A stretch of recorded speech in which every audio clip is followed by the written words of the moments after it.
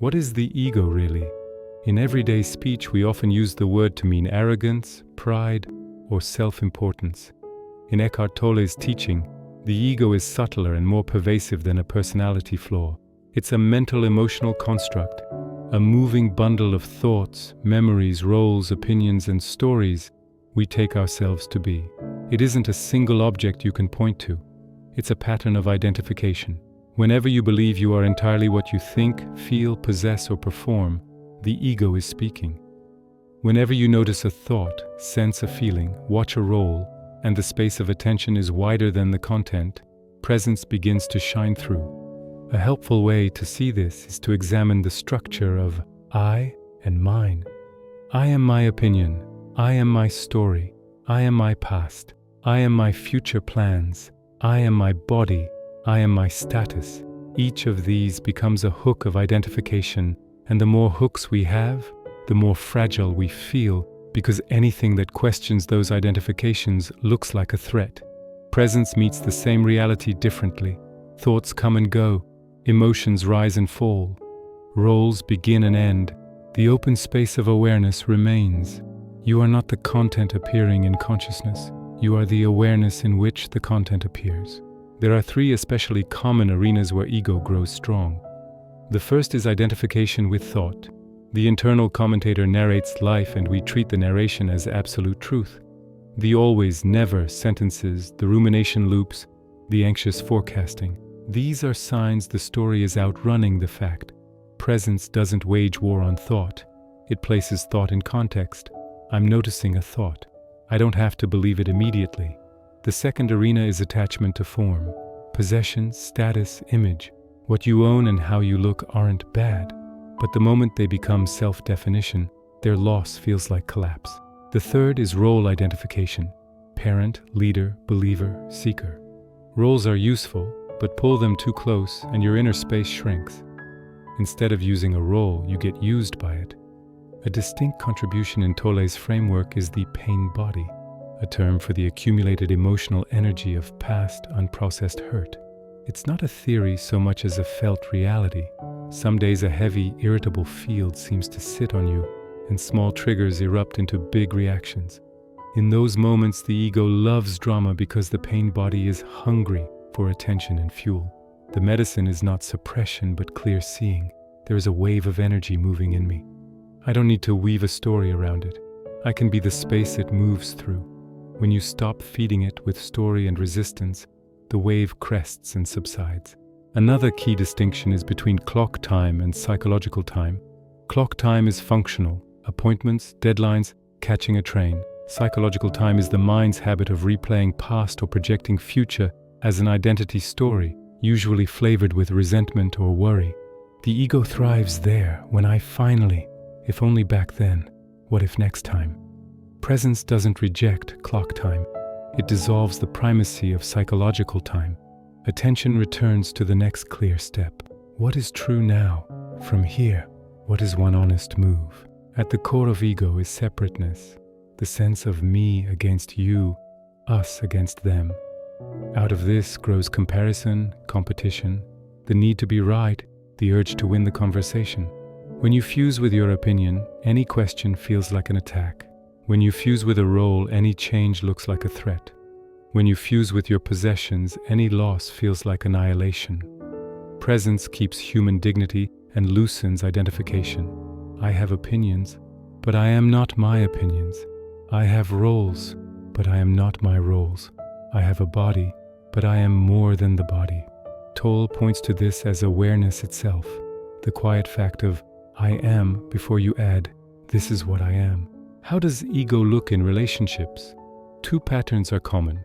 One is the drama triangle, persecutor, victim, rescuer, roles we rotate through in familiar exchanges. The ego thrives on narrative because narrative grants identity. The other is distorted boundaries, either none at all, over-accommodating to remain lovable, or stone walls, over-defending to remain invulnerable. Presence is not sentimental. It makes room for warm, clear boundaries. I can't take this on right now.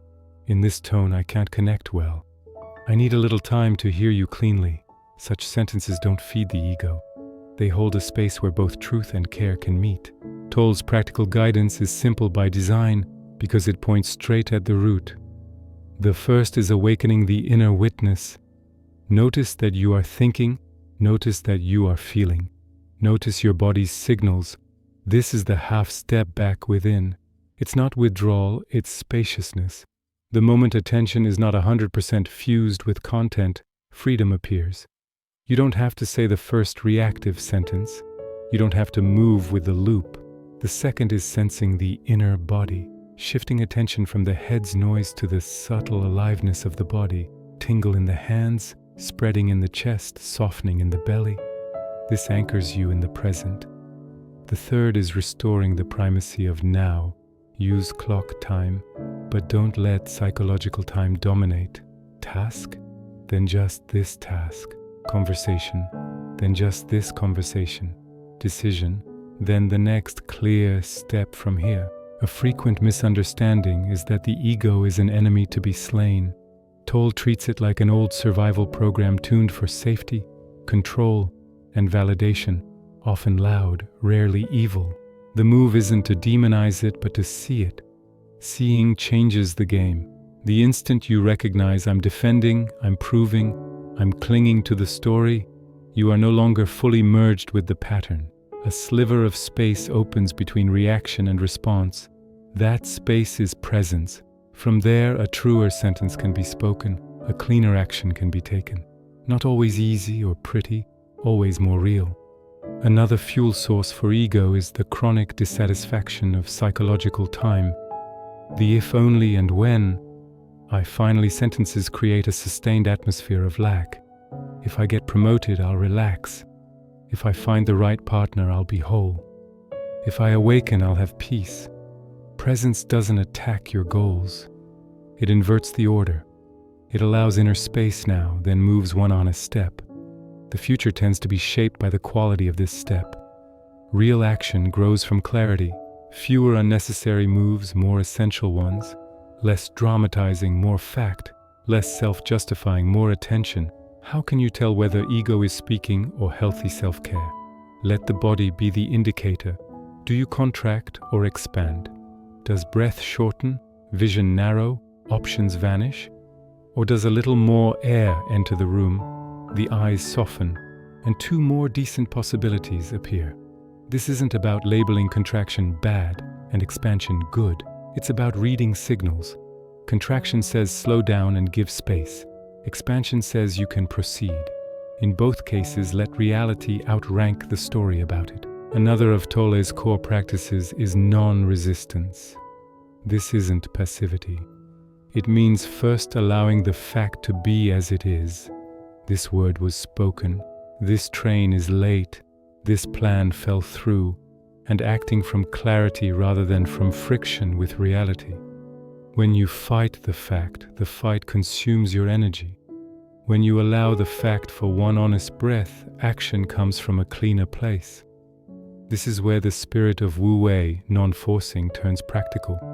It's not weakness, it's precision. We should also name the spiritual ego, the quiet tendency to turn teachings themselves into a new identity. Often it's wrapped in good intentions. I just want the highest good. The giveaway is a cooling of kindness and curiosity in the heart. The medicine is humility and humor. Yes, the mind can make an ego out of noticing the ego. Smile, put the badge down, return to the music. The badge decorates, the music transforms. How do you live this out during ordinary days? Make presence testable in small specific places. Choose one arena for a week. Email, commuting, meals. Before sending, one conscious exhale. Before starting the car, feel the soles of your feet. Before the first bite, a breath of simple gratitude. Cultivate the half step back.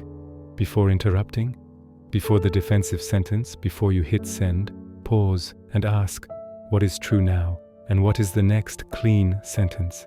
Practice warm, precise boundaries. No is not the opposite of love. Often it protects your deeper yes, your integrity, honesty, and capacity for real connection.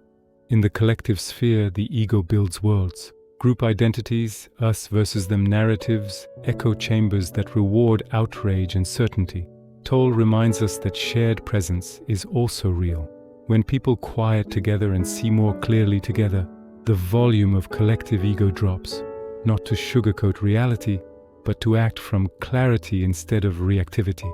The world doesn't change because we say prettier words. It shifts because more of us gain the breath before the first word. Keep a few images close. Thoughts and emotions are clouds. You are the sky. When you forget this, a single cloud pretends to be everything. When you remember, clouds can arrive, thicken, and dissolve without defining you. Another image is the city at dawn. Same streets, same faces, same trees. What changes is the light. Presence is the light. And a simple felt sense of the inner body can be your compass home whenever the mind gets loud. None of this makes the ego a villain. It makes it a sign that something in you longs for safety, recognition, certainty. See the sign. Thank the part that tried to protect you. Then put it in its right place, not at the wheel, on the back seat. Let presence drive. Let clarity choose the next step. And if today allows only the smallest practice, let it be this. Leave a breath of space before your next word. In that breath, there is often room for the whole sky.